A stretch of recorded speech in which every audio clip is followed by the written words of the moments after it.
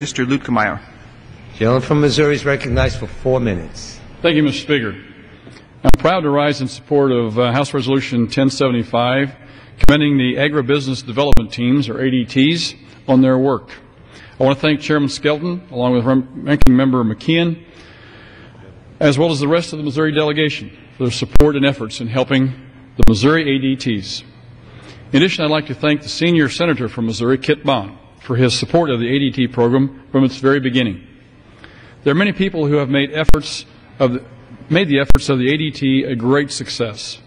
First, I want to commend Colonel Marty Leppert, Chief Tony Romano, and the entire team of men and women dedicated to using their skills and knowledge to improve the situation in Afghanistan.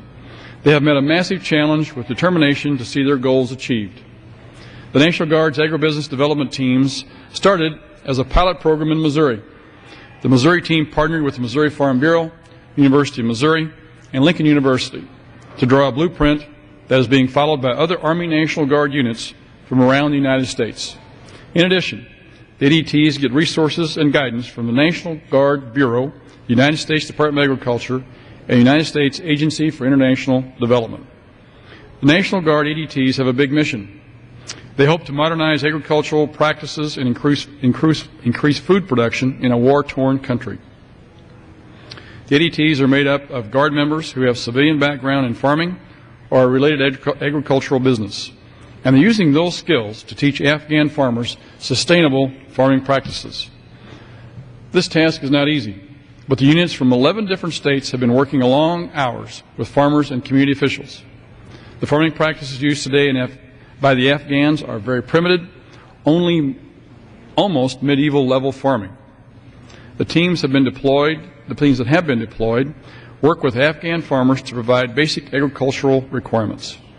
Their goals include improving irrigation systems and providing effective methods for fertilizing, planting, harvesting, marketing, and storage of agricultural crops. In addition, they have established modern slaughter facilities to help contain spreading diseases, set up markets to trade crops and livestock, developed a juicing and canning facility, and improved livestock health through mobile vet clinics.